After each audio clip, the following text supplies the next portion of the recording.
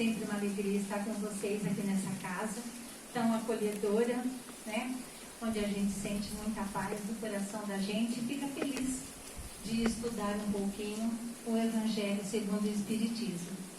Para nós é um aprendizado, gente. Cada lição que a gente lê, que a gente estuda, a gente vai vendo o quão pouquinho a gente sabe da grandeza do Evangelho e de tudo aquilo que Jesus nos ensinou. Hoje eu vou falar sobre bem-aventurados os pacificadores. Mas foi tão interessante que já há vários dias eu venho estudando, tá? Esse tema que pertence ao Sermão da Montanha. E eu pensei assim, puxa vida, acho que deu muito certo, porque nós estamos vivendo um momento, né, tão difícil no nosso mundo, no nosso planeta, onde países, né, estão pensando em entrar em guerra. Enquanto eles pensam nisso, nós pensamos o contrário. E eu acho que nós somos a maioria. E a gente sabe que a bondade de Deus é bem maior do que tudo. E eu confio, tenho plena confiança de que a paz e os pacificadores vencerão. Se Deus quiser. É isso que a gente espera, né? Então, falando sobre bem-aventurados os pacificadores, como eu já disse, pertence a uma bem-aventurança que Jesus disse no Sermão do Monte ou no Sermão da Montanha. São várias as bem-aventuranças.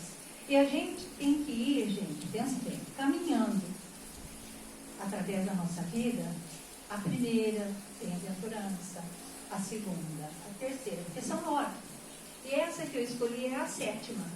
Quando a gente já vai chegando na 7ª, a gente começa a ter um pouco mais de compreensão e de entendimento do que nós viemos fazer aqui nessa terra. E como é difícil para o ser humano cumprir tudo isso que Jesus nos deixou. E a gente pensa, sempre vocês também estudam, nós também estudamos, que há mais de 2000 anos, gente, que Jesus deixou isso aqui na terra. Até hoje a gente não consegue fazer o que tem que ser feito. A gente tenta, não é mesmo? Mas a gente faz uma coisinha boa hoje, quando é amanhã ou depois, a gente já faz outras que não deveria ter feito. Mas vamos então nos ater aos pacificadores. Bem-aventurados os pacificadores, porque eles serão chamados filhos de Deus. Bem-aventurado significa aquele que é feliz. Inúmeros escritores de renome já escreveram com brilhantismo literário sobre o chamado Sermão da Montanha, ou o Sermão do Monte. Foi introduzido no Evangelho de Mateus, que abrange os capítulos 5 a 9. O Sermão da Montanha, ele é considerado um dos mais importantes textos do Novo Testamento. Precisamos considerar, entretanto, que Jesus pessoalmente, gente, nada deixou escrito. E tudo que se registrou sobre Jesus foram os apóstolos. Foi fruto de anotações orais, foi fruto de ensinamentos de ouvir dizer. Porque Jesus realmente nunca escreveu nada. Entrou aí, então, gente, nós temos que considerar também a opinião deles, não é? Porque eram pessoas como nós, e cada um interpreta de uma forma o que acontece na nossa vida. Mas eu acho que a interpretação deles foi maravilhosa, que realmente eles conseguiram passar tudo aquilo que Jesus queria que a gente realmente aprendesse. Bem-aventurados os pacificadores mostra que são aqueles que já alcançaram a paz, ou seja, já conquistaram a serenidade íntima, sabem distribuir vibrações de amor, pacificam aqueles que estão à sua volta. Agora, gente, uma coisa que a gente precisa aqui analisar. Bem-aventurados os pacificadores são aqueles que já alcançaram a paz ou já conquistaram a serenidade íntima. Então, acho que aqui, nesse momento, conta muito nós refletirmos sobre isso. Porque o Evangelho de Jesus, vejam bem, ele que é, gente, para nós, para o nosso dia a dia. Mas se a gente não ler, se a gente não estudar o Evangelho, não há como aprender. Então, nós temos o dever e a obrigação, como cristãos, estudarmos o Evangelho, segundo o Espiritismo. Nós precisamos disso para poder entender o significado da nossa vida aqui na Terra. E então a gente pergunta, será que eu sou um mensageiro da paz? Será que eu sou um pacificador? Onde? Na minha casa? Nas pessoas com que eu convivo? Aqui dentro do centro onde vocês trabalham, onde nós trabalhamos? No nosso próprio trabalho? Porque, infelizmente, nós temos que perceber o seguinte: dentro da nossa casa, gente, é o ponto X da questão. É dentro da nossa casa que a gente tem que começar a ser pacificador. Quando há uma discussão, uma briga, um desentendimento ali dentro da família, qual é a função do pacificador? Levar a paz. Mas, às vezes, como não se dá bem com um irmão, ou com a prima, ou com outro parente, não faz isso. E aí a gente se sente como os donos da verdade. Achamos que sabemos tudo. E ao invés da gente colaborar para que a paz se instale ali dentro da família, a gente ainda deixa a situação pior. Isso não é pacificar. Isso não é cristão. Nós precisamos aprender a fazer isso, gente, dentro da nossa casa. O nosso filho, a nossa filha, com todos os parentes, porque ninguém é igual a ninguém. Cada um tem a sua opinião. E a gente sempre tem que respeitar a de todos, sejam elas quais forem. Por quê, gente? Porque cada um é responsável pela sua própria vida.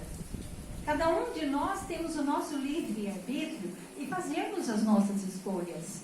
Então, o que eu decidi está decidido para mim. Mas o que o outro decidiu, a decisão é dele. Ele vai arcar com todas as consequências daquilo que ele decidiu.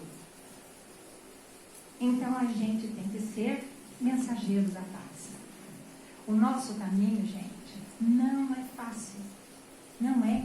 Por quê? Porque nós vivemos num planeta de provas e expiações e estamos aqui para resgatar os nossos erros de outras vidas. Não há como fugir disso. Nós temos dentro de nós mesmos 2 arquivos da nossa vida. O arquivo da nossa vida que nós vivemos hoje, um primeiro esse, né? É pequenininho, é novinho, a gente tem consciência dele, a gente fala sobre ele, mas nós temos o segundo, que é aquele velho, que é maior, de vidas anteriores. E nós carregamos os 2. A gente chega aqui com aquele velho e grande, porque nós já passamos por várias outras encarnações, só que a gente chega aqui e a gente não se lembra. Mas o velho e o novo, eles se interagem. Tanto que a gente percebe na gente mesmo, gente, o nosso modo de ser. Há pessoas que gostam de fazer, por exemplo, um desenho, e desenham muito bem, e de repente você fala, mas como, né? Como que essa pessoa sabe desenhar tão bem? É talvez alguma coisa de uma vida anterior que ela traz. Assim como coisas boas, também as coisas más. Então, às vezes, tem lá uma pessoa com uma dificuldade de bebida dentro da nossa casa, ou droga, ou doença, seja lá qual for a dificuldade. Nós temos que respeitar essa pessoa, por quê? Porque ela é o resultado desses 2 arquivos da nossa vida. O primeiro, que é o atual, pequeno, fácil, mais fácil, né, de se resolver, e o antigo, que é aquele que a gente traz de vidas anteriores. Então, vamos aprender a colocar mais a paz na nossa vida, no nosso dia a dia. Observam o que se deve também ser corrigido e retirado de si mesmos e o que deve implantar no seu interior. Isto dizendo, dos pacificadores. Agora, para eu fazer isso, corrigir os meus erros, pensa bem, retirar de dentro de mim aquilo que eu tenho de ruim e ainda tento implantar dentro do meu eu interior as coisas boas que me faltam. É o verdadeiro exame de consciência, não é? É a autoanálise que a gente tem que fazer da nossa própria vida. Porque a função do Evangelho é essa. É nós o estudarmos, procurar entendê-lo e principalmente colocar em prática tudo aquilo que ele nos ensina. Tá certo? Então a gente, de todas as formas, tem que procurar corrigir os nossos erros e colocar dentro do nosso coração apenas atitudes de paz e de amor. Esses pacificadores são também chamados, gente, homens de bens. De bem. Homens de bem, claro, também colocando as mulheres, né? O ser humano, a natureza humana. E o que faz um pacificador ou um homem de bem? Ele avalia os seus pensamentos sem fazer pré-julgamentos. Vou repetir. Eles avaliam os seus pensamentos sem usar o pré-julgamento. Mas, infelizmente, não sei porquê, acho que eu até sei, acho que é por causa dos nossos defeitos mesmo, né? A gente tem essa mania de pré-julgar coisas e pessoas. Às vezes a gente vê lá uma pessoa, você bate o olho nela, você já fala com você mesmo, né? Os seus pensamentos. Você fala, eu não fui com a cara dela. Então, se eu encontrá-la na rua, eu mudo de calçada. Não quero nem ver. E você mal conhece a pessoa, gente. Como que a gente pode ter uma atitude dessa? De pré-julgar. Eu ouvi falar que ela é assim, ela é assado, ela fez isso ou ela fez aquilo. O problema é dela. Se ela errou, o erro dela. É ela que vai ter que resgatar e pagar o erro dela. Então não adianta a gente querer ficar cobrando dos outros. Fulano, não faz assim, faz assado. Não adianta. É uma decisão interior. É uma decisão de cada um de nós. Não adianta a gente querer colocar na cabeça dos outros aquilo que a gente pensa. Nós temos sim que respeitar o que o outro pensa. E para falar nisso de pré-julgamento, eu me lembro que há alguns dias, quando eu fazia o estudo, eu achei uma história muito interessante. Que é assim, havia um casal, morava numa casa comum, tá? E na cozinha da casa da mulher havia uma janela de vidro. Nessa janela de vidro, através da janela do vidro, ela via o quintal da vizinha. Um dia, o marido dela estava chegando e ela estava olhando através do vidro, que era um vidro transparente, né? Ela olhou no quintal da vizinha e viu o varal, lotado de roupa. Lotado. A mulher tinha lavado um monte de roupa e tinha colocado no varal para secar. Ela olhou e aí falou para o marido: olha, que horror! Todas as roupas dela estão encardidas, estão sujas. Como ela tem coragem de colocar uma roupa suja dessa no varal? Aí o marido dela falou: mas como? Você tem que ficar olhando isso, né? E saiu, deu a volta, foi lá no corredor para olhar como é que estava mesmo essa roupa da mulher no varal. E aí, então, qual foi a surpresa? Que ele viu que as roupas estavam limpinhas no varal, branquinhas. Onde é que estava sujo? A vidraça dela.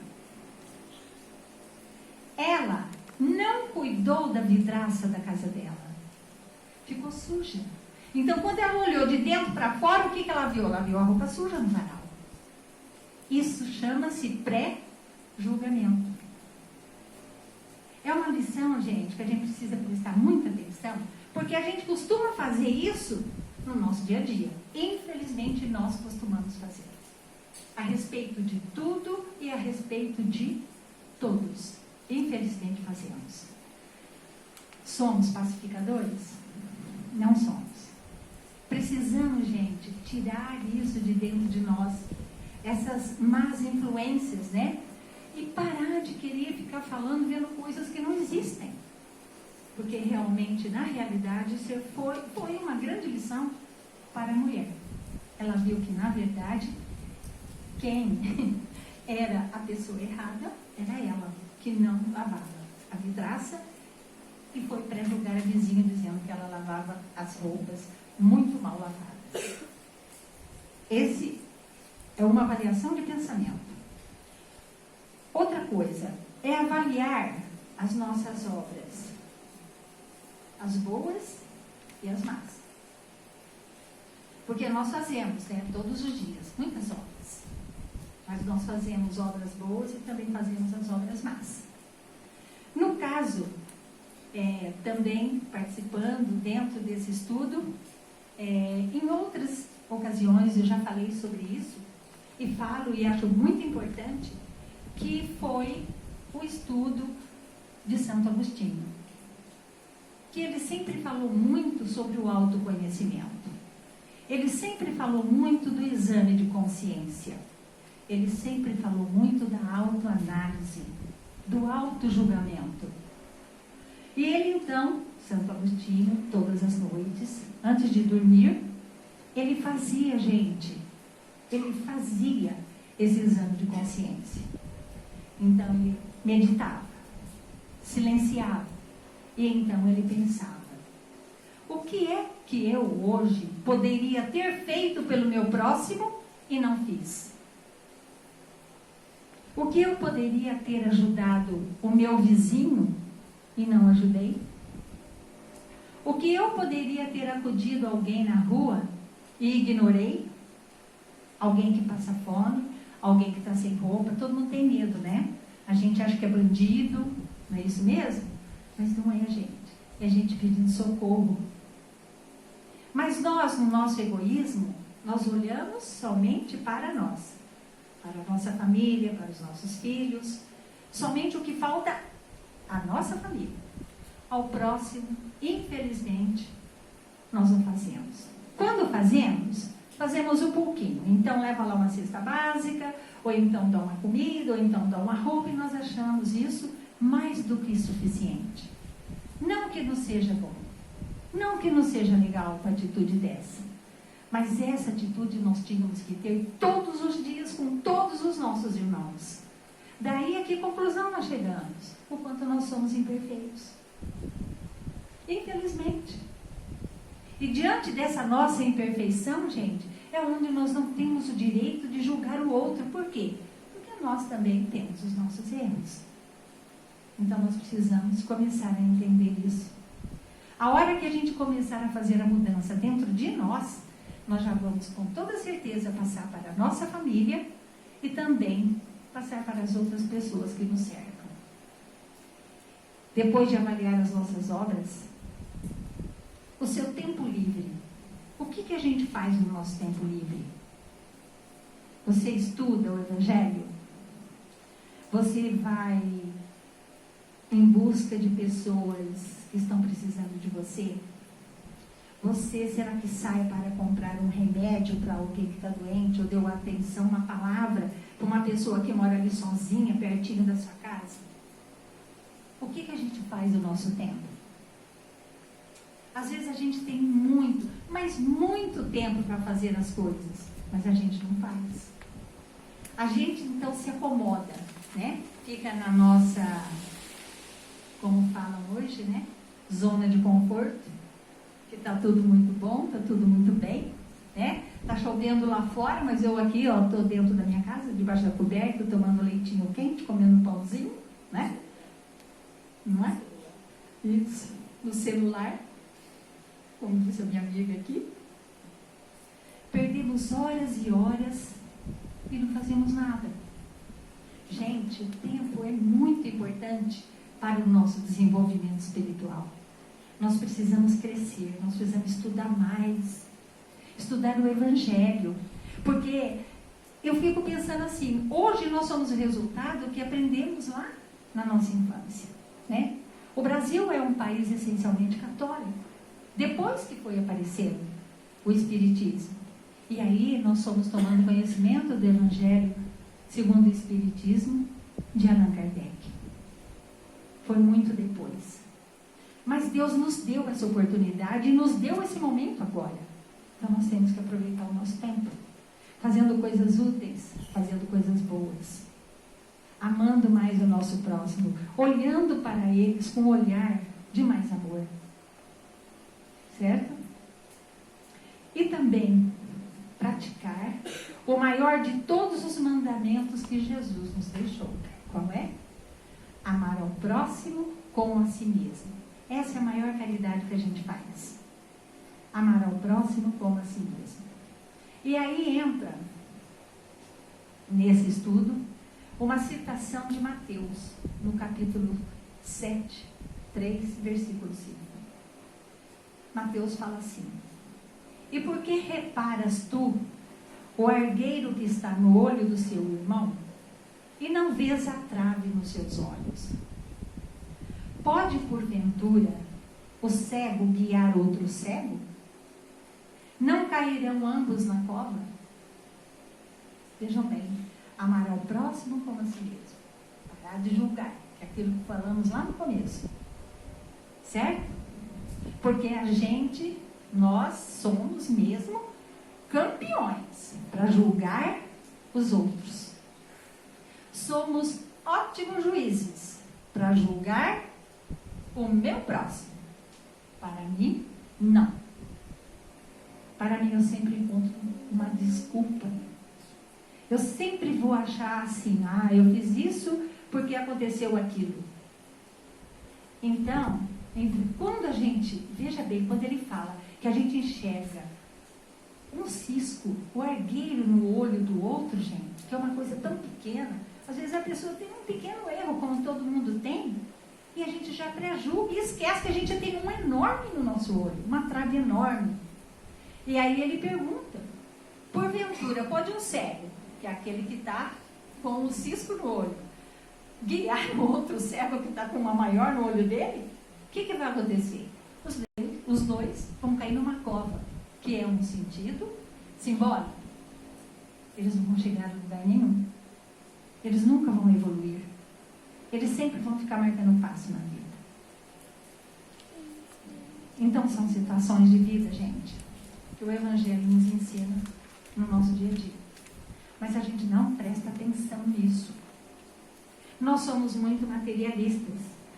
Nós pensamos apenas em trabalhar, comprar e comprar. Tem lá em casa um monte de roupa, um monte de sapato, carros e casas, né? E perde o sentido real da vida, que o verdadeiro sentido da vida é a vida espiritual. É esse o verdadeiro sentido da vida. O dia que a gente tiver essa noção, nós sofreremos menos. O dia que eu lembrar que eu tenho que ajudar o meu irmão, o meu vizinho, aquela pessoa que precisa de mim, eu vou sofrer menos. Porque aí, gente, eu estarei sendo uma criatura cristã, uma pacificadora. E bem-aventurados são os pacificadores, que serão chamados filhos de Deus. E os outros? Não são filhos de Deus? Somente os pacificadores são? Não, gente. Não é assim que Deus nos vê.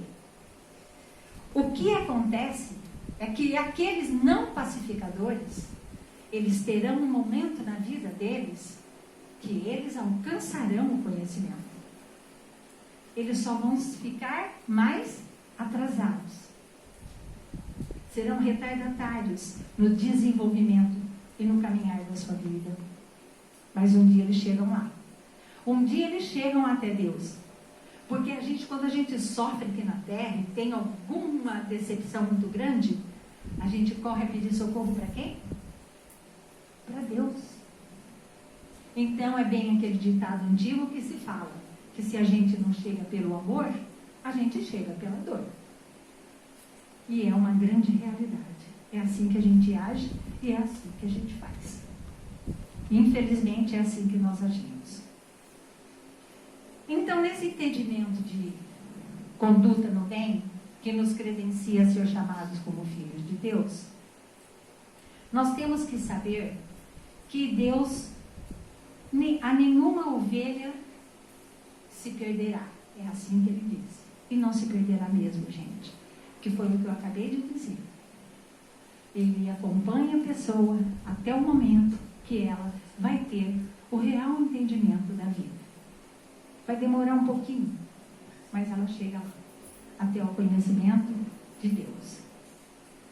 No plano das conquistas espirituais, tudo que conseguimos é fruto do nosso próprio esforço.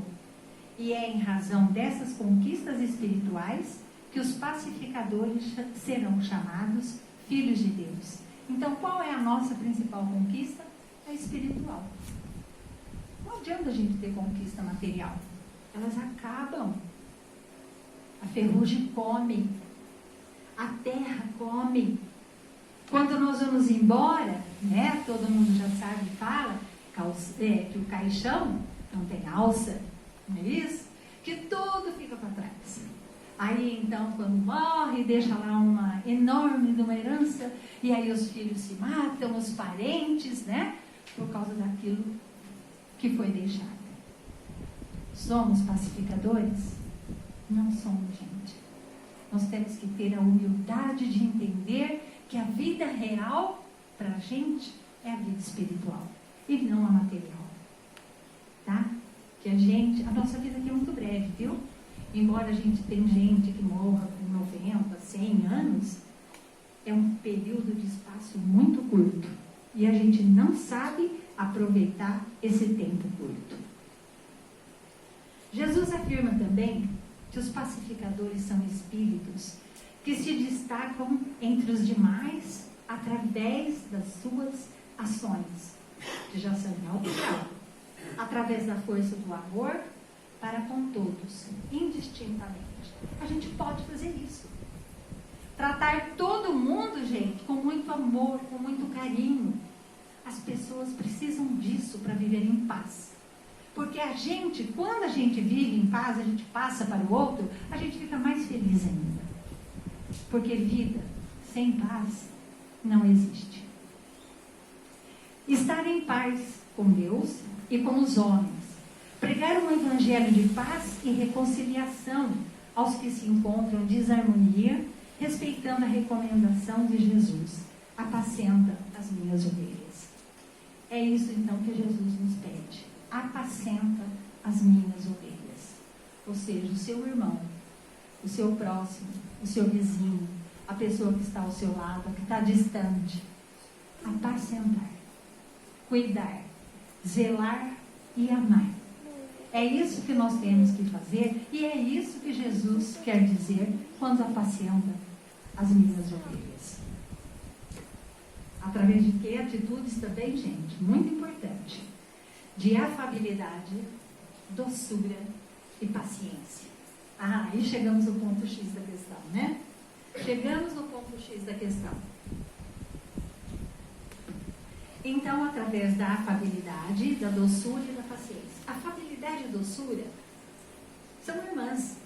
É o meio e o modo de comunicação que nós usamos para com os outros. É a gente saber chegar perto da pessoa e dizer não, não quero, não gosto. Saiba falar. Fala com amor, com doçura, com delicadeza. Não é porque é seu funcionário ou sua funcionária que você vai tratá-lo de qualquer forma. Pelo contrário, principalmente com eles é que você tem que mostrar todo o seu amor e todo o seu carinho. E depois, a paciência. Que hoje é uma das coisas mais difíceis para a gente conseguir.